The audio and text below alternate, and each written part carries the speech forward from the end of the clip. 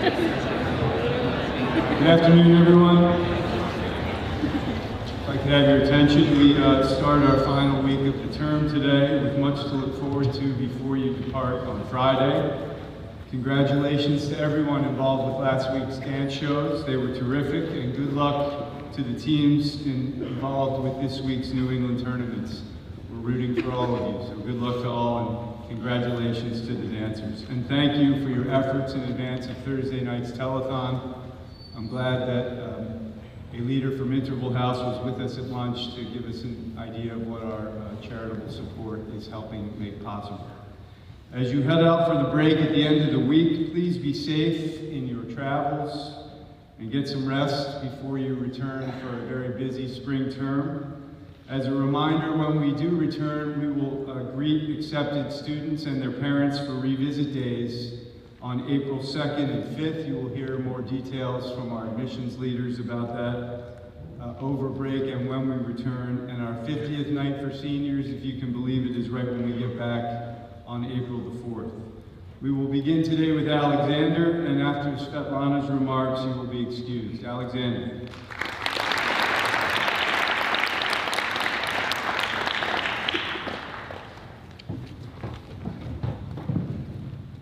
Good afternoon, Suffield. My name is Alexander Hochberg, and I'm a 3-year senior from New York City. Sitting at my desk contemplating topics for my speech today, my eyes glared to a poster I have in my room that I often get asked about. At the top it reads, Colin Powell's 13 Rules of Leadership. For those of you who don't know who Colin Powell was, he was a 4-star general and the first African-American chairman of the Joint Chiefs and a former Secretary of State. At the end of my sophomore year, I lost the closest person in the world to me, my grandfather Ira. Shortly after his passing, I was forced to undergo hip surgery that would temporarily take basketball away from me. This led me into one of the darkest periods of my life. One day, I remember Ira recommending Secretary Powell's book to me, so I decided to give it a chance. And yes, I know the fact that I read a book in my free time might come as a surprise to Miss Beck and Miss Rivers. As some of you know, number 13 is my lucky number. So I figured today I would explain the impact Secretary Powell's 13 rules have had on my life. Rule number 1, it ain't as bad as you think. It will look better in the morning. This is a lesson I had to learn quickly in my time at Suffield. Bad days are inevitable. We all have them. There was a point sophomore year where I felt like I hit rock bottom. I felt left without a purpose or even a reason to be at Suffield. I would travel only from my dorm to classes and back, unable to play basketball, normally with a hoodie on and headphones in. However, I truly believe that adversity is the greatest motivation. It is the challenges that we face that define who we are and who we become. As simple as it sounds, it took me simply going to bed and waking up to realize how I was solely focusing on everything negative in my life and failing to appreciate the many blessings I had. This motivated me to work even harder in my rehab to get back to the place that I wanted to be. Taking a step back, I was able to appreciate how fortunate I was to have people that care about me and be lucky enough to attend Suffield. I mean, where else in the world can you go from getting screamed at by Mr. Atkins in practice to listening to Leighton Cornstein from DJ Set Fuller at night? Rule number 2, get mad and get over it. I'm sure we've all sat in this chapel listening senior after senior tell us to take advantage of our time at Suffield and how before we know it, we will be giving our senior speech. Wow, were they right. The realization that I played my last game on Kinney Court is very hard to grasp. There's nothing more I'd love to do this afternoon than put on a Suffield jersey one last time and compete alongside my teammates, but that's life. It moves quickly and it doesn't wait for anyone. I've realized there will always be moments in your day that will drive you crazy, especially if your roommate is Darian Thompson and you have to be woken up to the same SZA song every morning as the swing toe. But life is too short to not take advantage of every opportunity in front of us. Every game, every practice, and making the most of every night in the dorm, or simply at any opportunity to spend time with the people you care about, because you never know when these opportunities will run out. The final rule I'd like to focus on is rule number 6. Don't let adverse facts stand in the way of a good decision. Something many of you might not know about me is that Suffield is not the first prep school I attended. When applying to boarding schools before my freshman year, I was accepted to 2 schools, Suffield and Taft. Forced to make this decision during quarantine, I went against what my heart told me was right, and I chose Taft. I let adverse facts stand in the way of a good decision. When driving up to move-in day, I turned to my dad and asked him, is it too late to go to Suffield? And in fact, it took about 2 weeks of me being at Taft before I called my brother and told him that I messed up. I was hesitant about changing schools again, and giving up on a place I'd only been at for a short period of time. But in my heart, I knew Suffield was where I belonged. So I took a leap of faith and transferred to my now third school in 3 years. I again had to start fresh in a new community, and for one of the first times in my life, I was truly petrified. However, it took about an hour of me being on campus and meeting some of the people who would become friends for life that I knew I was home. Before I finish, there are a few thank yous I'd like to give for my time at Suffield. Mr. Atkins, OG, thank you. My time here hasn't always been a straight line, but I am forever grateful for everything you've done for me in welcoming a wide-eyed sophomore into the Home Team family. To my coaches, Coach Gamir, Coach Godin, and Coach Fava, thank you for always believing in me and constantly pushing me to be the best version of myself. To my older brother, Harrison, thank you for paving the way for me at Suffield and leaving a legacy I hope I live up to. To all my teammates and friends, especially my roommate Darian, who in 3 short years have turned from just a teammate to a lifelong brother, thank you for the journey we've been on together. Lastly, and most importantly, thank you to both my parents for your unconditional support, driving 6 hours in a day, twice a week, just to watch me play. There are no better people I'd rather have in my corner. I love both of you. Thank you.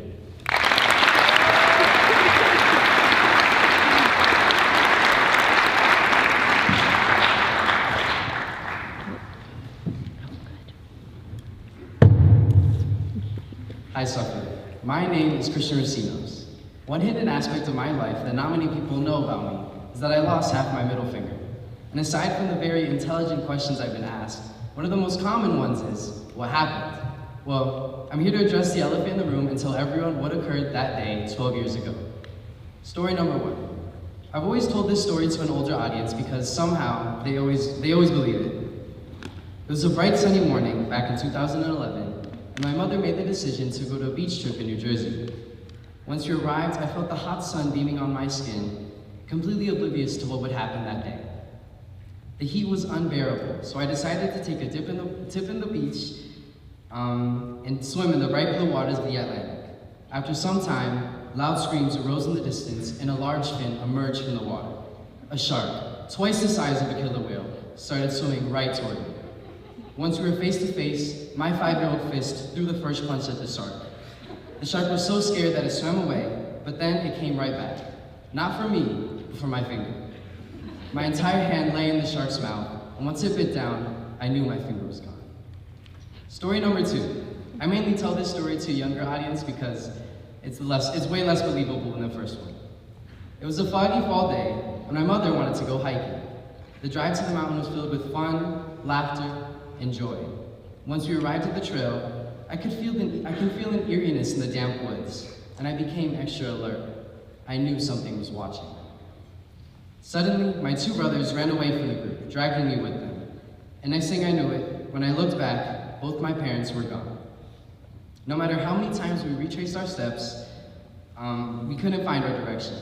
The silence of the woods was deafening, and every rustle of the leaves echoed through the trees. The fragile silence was so loud. Oh, the fragile silence was broken by loud footsteps getting closer and closer. What we thought was our parents was actually a large, forbidding beast. A 3,000-pound grizzly bear then attacked my brother, and to stand my ground, I threw a punch at the bear. But the punch landed right in the bear's mouth. It bit my entire hand, and luckily, it only took half my middle finger. Leaving a message to the surviving fingers. I couldn't give up that easily, though. Once it let go, I dealt the final blow, kicking the bear in the back, leaving it unconscious. Though the story of what actually happened to my finger will remain a mystery, there's something empowering about telling a story the way I want to tell it. Finding humor in this situation has allowed me to move past any shame or embarrassment I felt about my finger. I relay these stories to highlight the importance of sharing your own experiences, even if it may be in a humorous way. I used to feel very insecure about my finger, and I turned that stigma into something that I can laugh about and share with others. And lastly, if you see me in a forest with a grizzly bear, help the bear. Thank you.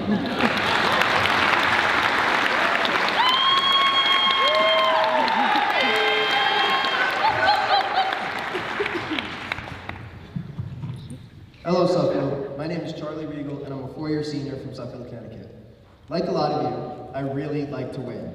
I really like to win.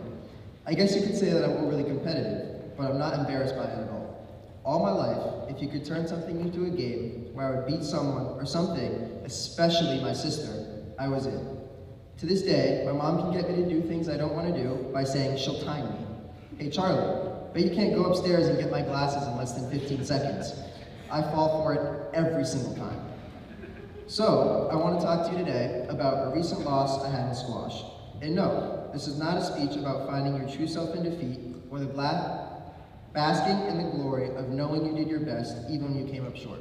Nope, I lost, I was mad, and I'm still annoyed by it. Before I tell you what happened, I need to tell you about my relationship with squash, the team, and Coach Pence. This is my second year playing the sport, and truthfully, the rules still confuse me. I pretend to know what I'm doing, but I just don't. And I definitely can get carried away with power or confusion, or both, when I'm reffing against the other teams. Also, I'm not afraid of changing the stereotype of squash being a gentleman's sport. There's nothing wrong with slamming into a few walls here or there, or better yet, my opponent. My teammates and Coach Pence have been super supportive of me, even patient when I don't know what I'm doing. This is probably why I've enjoyed squash. A nice team and what I thought would be pressure-free competition. Truthfully though, I didn't have the same attitude a few weekends ago when we played in New England. All of us were getting crushed with homework, and we had to spend 2 days in Rhode Island to play in the Class D championship as seed number 7 in a field of 8 teams, several of whom we had lost to already this year. I was not excited. But as the weekend went on, things changed pretty quickly.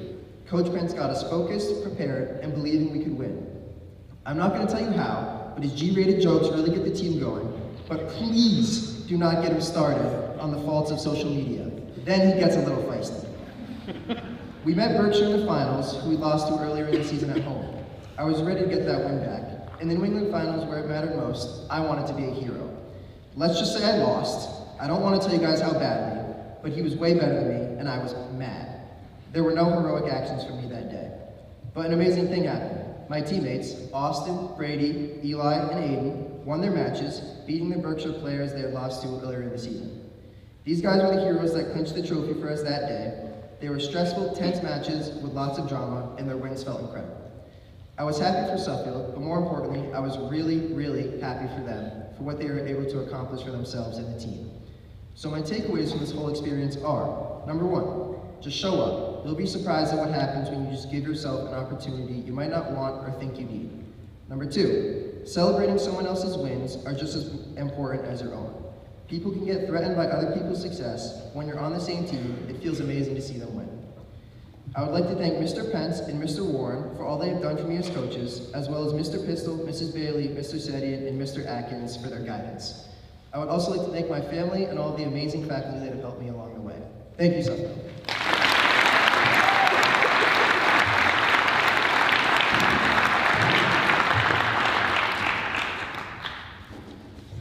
Grief manifests itself in different ways for different people.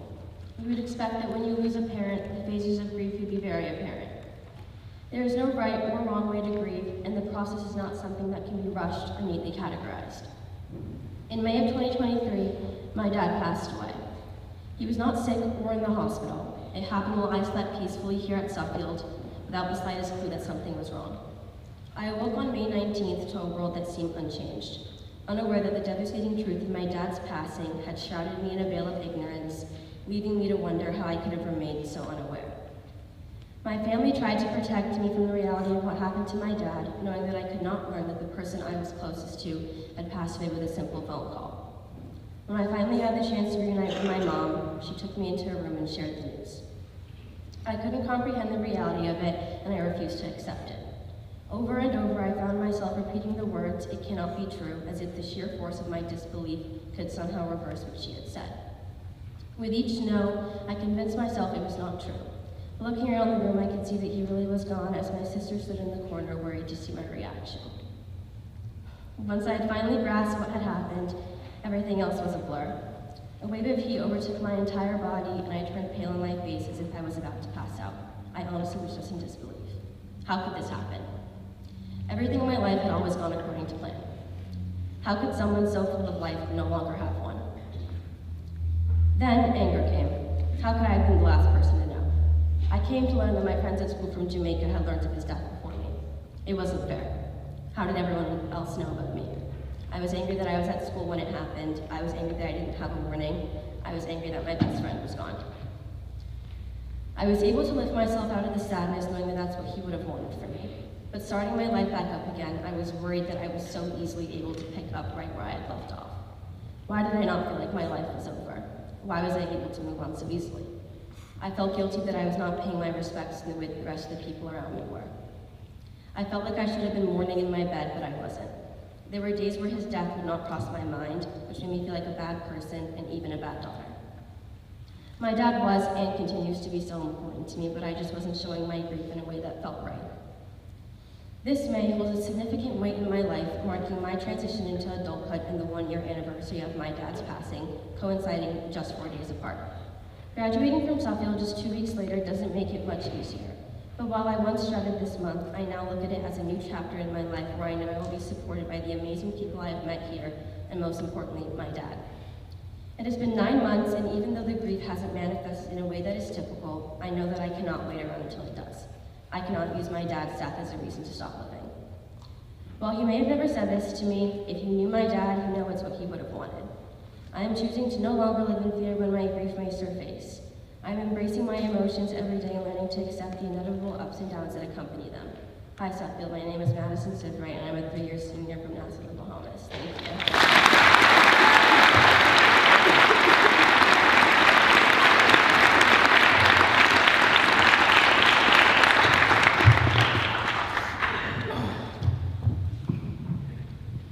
Hello, Suffield. My name is Darian Thompson Jr., and I'm a 4-year senior from Boston, Mass. I want to start by giving all the praise and all the glory to my Lord and Savior, Jesus Christ. I would not be here today sharing a part of me without him.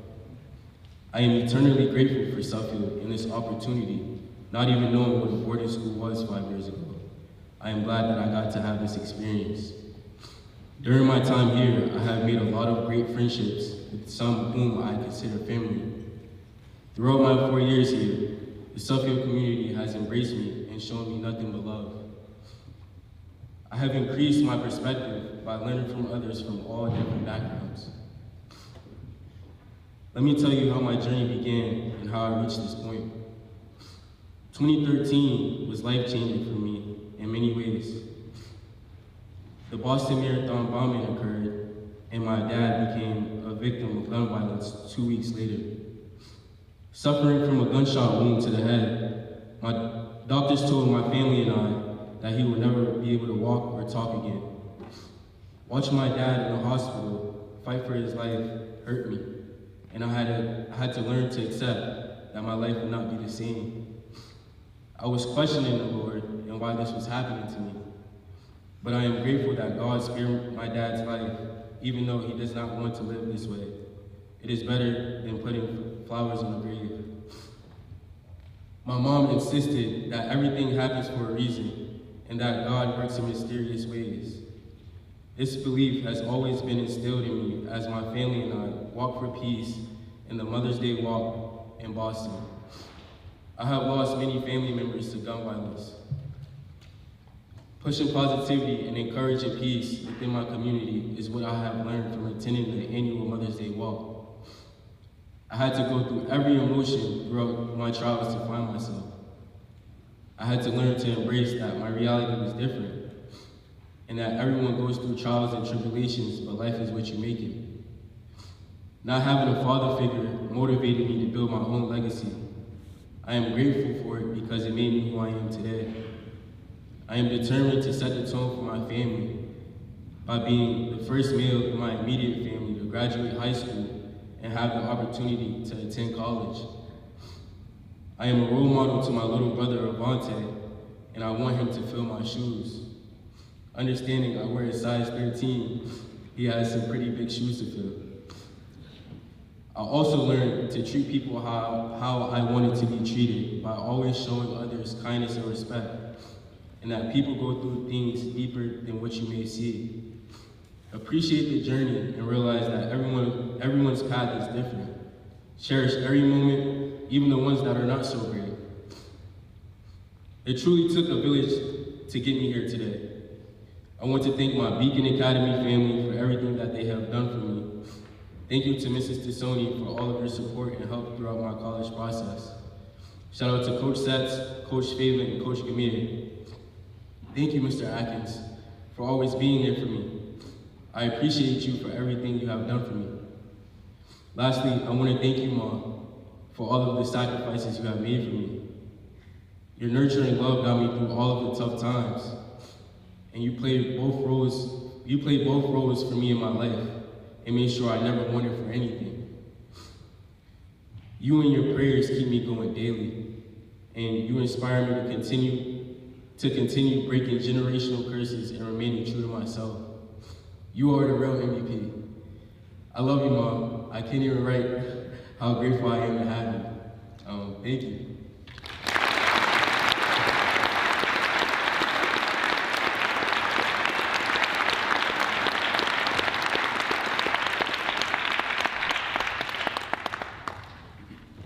Hey Suffield, my name is AJ Ellis. I'm a two-year senior from Lake Bluff, Illinois. Today I want to share some things that I learned through my long high school career. My high school career has been anything but simple, but has been a significant learning experience for me. I have learned to enjoy the journey and not only focus on my destination. When I first got to Suffield, I had a hard time adjusting to the new environment. I wanted to go back home and spend time with my friends and family. It was hard not being able to see my family unless it was over a call. The totally different environment made me have an extreme amount of independence and made me feel like I had so much to figure out by myself. It was challenging to organize all my activities and classes, making me want to go home even more. Having unfortunate luck to have the coach that recruited me leave was very hard on me. It made me doubt what the point of attending Suffield was. And then having two new coaches and my advisor leaving was hard too. I felt like everyone I had a good relationship would eventually leave and I'd be by myself again. I just wanted to get by at Suffield and not have to make a life at my new school. But my family lifted me up and told me it all worked out. As time went on, I started becoming more comfortable. I really started to create bonds with the people around me. From playing cello with the PGs to playing spike ball on the turf, Suffield started to be the place where I enjoyed my time. While it was hard having many people I made connections with leave unexpectedly, Suffield brought me people that I would never expect to meet. Without Suffield, I wouldn't have met some of the best people and made all the great memories. From snowball fights to adding a roommate, the experiences I had were always unpredictable, but very enjoyable. Creating relationships with others is such an important part of living a fulfilling life.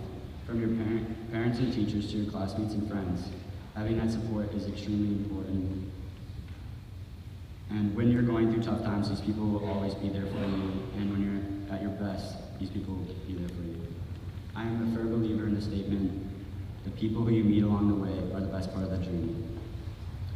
I would like to thank all my teachers, dorm mates, classmates, and teammates for their impact on my experience. Thank you to Mr. Randall and Mr. Andrews for being my advisors. Thank you to all my coaches for their support with life in every aspect. Thank you to Coach Warnock for bringing me to Suffield, and thank you to my grandma for giving me the opportunity to attend. Thank you to my parents for working so hard every day to give my siblings and I so many great opportunities. Thank you for spending your summers in the car driving me to all my tournaments and early practices. And lastly, thank you to my siblings, Evan, Avery, and Ryan, for always supporting and motivating me to do the best at everything I do. Thank you.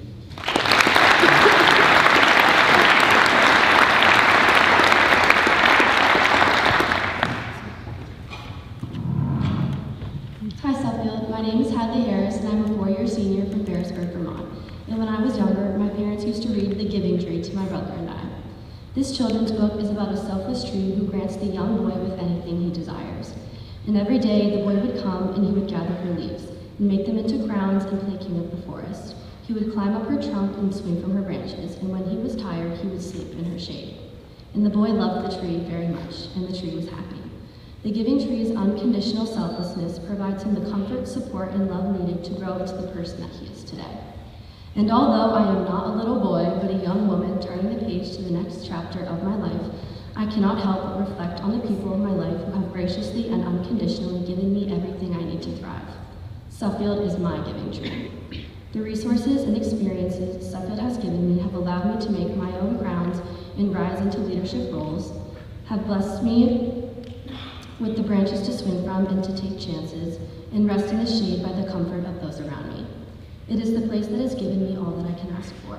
Wonderful friends, an amazing education I would not have been able to obtain back home, strong role models, and the gift of experiencing what it is like to uproot yourself and face adversity in a new environment. It has allowed me to discover my own tree in the ways that it has helped me the most. The branches of my tree consist of my friends, teachers, advisors, and coaches who have all impacted my life and helped to keep me strong. I cannot thank you all enough. These branches protect me from the whirling winds of change, the storms that bring tears, and always add sunshine to make me smile. The leaves attached to each branch represent all of my memories with that person. The green, the red, the yellow, and the orange never fade in color, meaning the memories we have together will never be forgotten. Rain or shine, the color never bleeds. And the roots of my tree are my family, my mom, dad, and my brother Tucker, the ones who have built me up and are the foundations of who I am. I have gained the most important parts of my life from you. Your selflessness and sacrifice are unconditional, and your constant attention to my growth and triumph are never ignored. You are the reason I am strong, confident, and keep my feet on solid ground, and I cannot thank you enough. To my strongest branches, Maddie, Tess, Nora, Reagan, Bella, my girls in Athena, AJ, Josh, and Dylan. Each of your branches are full of an array of color with never-ending leaves and new ones to come. You all pick me up when I am down and never fail to make me smile. Over these past 4 years, I have grown many new branches, but the ones that we share have remained strong and mighty against the elements. At the end of the story, the tree is nothing but a stump, as the boy, who is now an old man, sold her apples, cut down her branches to build a home, and chopped down her trunk so that he could build a boat to sail away. The tree can no longer make him happy the way she did when he was a boy. He has outgrown the tree and must forego new endeavors with all that he has learned. And although my time at Suffield is coming to a close and I have begun to outgrow my comfort, I will never forget the lessons the school has taught me, the friends I have made, and the relationships I will continue to hold dear no matter where I am. Unlike the giving tree from the story that has diminished over time, mine has only grown and flourished with color. Even as I get older and step into new places, the shade will never be as comforting from any other tree, the leaves as bright and the trunk as strong. To all my underclassmen, I strongly advise you to recognize your own tree, the people in your life that make you who you are. And even if you endure the rain and the wind that chip away at your bark, you have your branches to protect you, your roots to remain grounded, and the leaves to keep you warm. Thank you.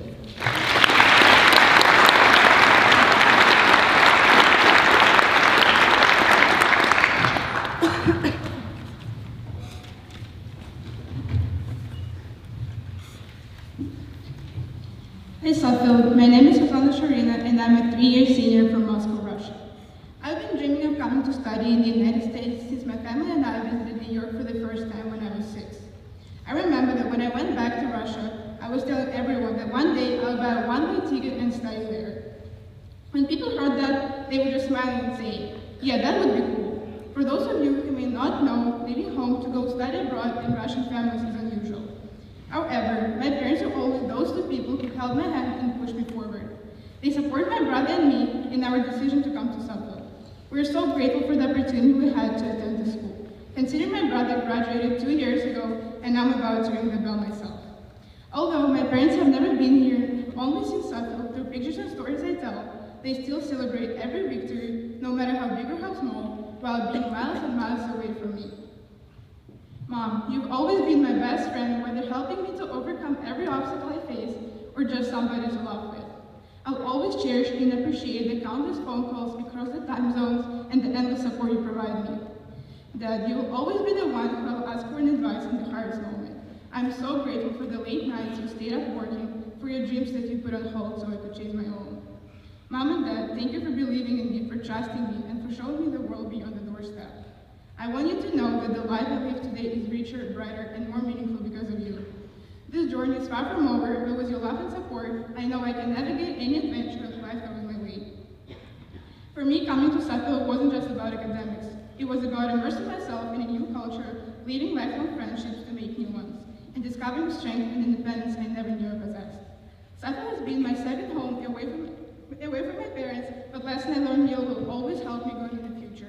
Since my experience at Suffield is coming close to the end, I want to thank my advisor, Ms. Braithwaite, for being my second mom who taught me to be stronger and never give up. To all of my dorm parents who made Suffield feel like home. Thank you to my roommate Devin for being my sister who I had to share the room with. Despite having to live in Rockwell again, we'll late nights I stayed up with you, there is no better room that I could ask for. Thank you to all my friends for the countless memories we've made here. I advise you all to appreciate every moment we get and enjoy your time at Suffield. Thank you.